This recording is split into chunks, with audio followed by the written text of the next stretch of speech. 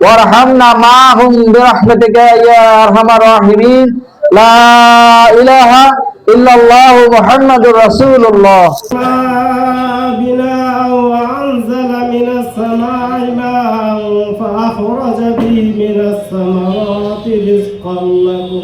আজকের এই ইফতার মাহফিল মঞ্চের সামনে একান্ত প্রিয় শ্রমিক, সাংবাদিক এবং রোজাদার ভাইরা, আসসালামু আলাইকুম রাহমাতুল্লাহি ওয়া বারাকাতুহু। মহানুল আলামিন তার মহাগ্রন্থ আল কোরআনে বলছেন, ইয়া আইয়ুহাল্লাযিনা আমানু কুতিবা আলাইকুমুস সিয়াম কামা কুতিবা আলাল্লাযিনা মিন ক্বাবলিকুম লাআল্লাকুম তাত্তাকুন। তোমাদের প্রতি রোজাকে ফরজ করে দেওয়া হয়েছে যেমনি ভাবে তোমাদের পূর্ববর্তী ঈমানদার যারা রয়েছিলেন তাদের প্রতি রোজাকে ফরজ করে দেওয়া হয়েছিল।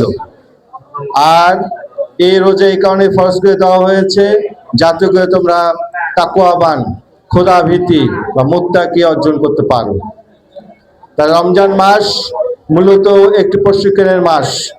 এই প্রশিক্ষণের মাসে আল্লাহ তাআলা এই কোরআনের আয়াতের মধ্য দিয়ে বলছেন যাতে করে আমরা রোজাকে সামনে রেখে আল্লাহকে ভয় করে আল্লাহর দেওয়া যে জীবন বিধান রয়েছে সেই জীবন বিধানের আলোকেই আমরা আমাদের জীবন পরিচালিত করব, গঠন করব, আমরা আমাদের পরিবারকে গঠন করব, আমরা আমাদের সমাজকে গঠন করার জন্য চেষ্টা চালাবো। এটি মূলত আজকের এই রমজান মাসের এই কোরআনের আয়াতের মধ্যে দিয়ে আল্লাহ তাআলা মেসেজ দিয়েছেন।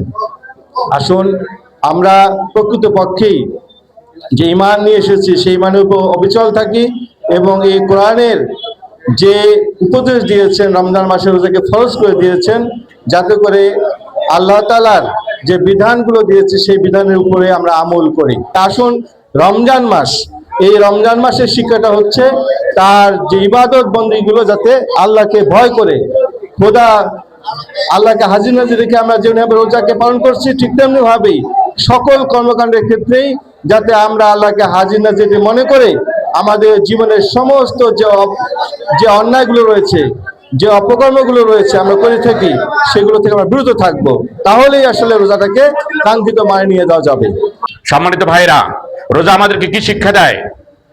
আমরা নিজেরা মিথ্যা কথা বলবো না, মিথ্যাকে প্রশ্রয় দিব না, আমরা চাঁদা দিব না, আমরা চাঁদাবাজিকে সহ্য করব না, আমরা একটি সাম্যের বাংলাদেশ চাই।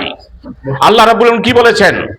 রোজাদারদের এমন রোজাদারের প্রয়োজন নেই যে মিথ্যা কথা বলা ছাড়তে পারলো না। এমন রোজাদারের কি আল্লাহর প্রয়োজন আছে? না। এমন নামাজিরও আল্লাহর প্রয়োজন নাই যে নামাজি দুর্নীতি করে।